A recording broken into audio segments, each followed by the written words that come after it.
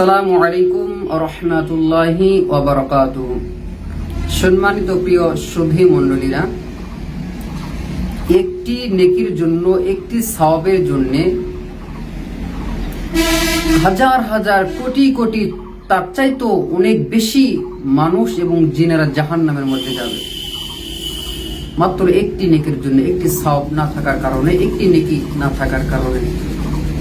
এই জন্য আমাদের উচিত প্রত্যেকের বেশি বেশি করে নেক আমলগুলি করা, ভালো ভালো আমলগুলি করতে হবে, যাতে আমাদের সওয়াব, আমাদের নেকি, আমাদের আমলনামা যেন বেশি বেশি করে জমা হয়ে যায়।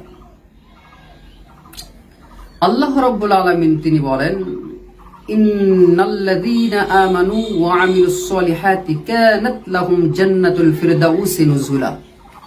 ইন্নাল্লাযীনা আমানু, নিশ্চয়ই যারা ঈমান আনে, ওয়া আমিলুস সলিহা, এবং ঈমানের সহিত যারা নেক কাজগুলি করে। আমাদেরকে ঈমানের সহিত নেক আমলগুলি করতে হবে, তাহলে কি হবে? কানাত লাহুম জান্নাতুল ফিরদাউসি নুজুলা, আল্লাহ পাক তাদেরকে জান্নাতুল ফিরদাউস দান করে দেবে। সুবহানাল্লাহ। এজন্য আমাদের প্রত্যেকের উচিত নেক আমলগুলি বেশি বেশি করা। অবশ্যই ফরজ ইবাদত করতে হবে, ফরজ ওয়াজিব সুন্নাহ। ফরজ ওয়াজিব সুন্নাহ ইবাদতের পাশাপাশি অবশ্যই আমাদেরকে নফল ইবাদতগুলি করতে হবে, কারণ এগুলি এক্সট্রা আমাদের জন্য। এই জন্য বেশি বেশি করে আমলগুলি আমাদেরকে করতে হবে। তাসবিহ তাহলিলগুলি তেলাওয়াত করতে হবে, সকাল সন্ধ্যা আপনি পড়বেন সুবহানাল্লাহি বিহামদিহি সুবহানাল্লাহিল আযীম। আল্লাহর কাছে অধিক পছন্দের এই তাসবিহটি। আজকে আমি আপনাদের সামনে একটি দোয়া সম্পর্কে আলোচনা করব, যা হচ্ছে 20 লাখ নেকির দোয়া। আমি এই দোয়াটি 4 থেকে 5টি কিতাবের মধ্যে পেয়েছি, তা আমি আপনাদের সামনে শেয়ার করতেছি।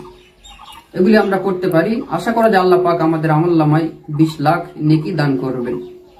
দোয়াটি হচ্ছে এই, লা ইলাহা ইল্লাল্লাহু ওয়াহদাহু লা শারীকা লাহু আহাদান সামাদান লাম ইয়ালিদ ওয়া লাম ইউলাদ ওয়া লাম ইয়াকুল লাহু কুফুয়ান আহাদ।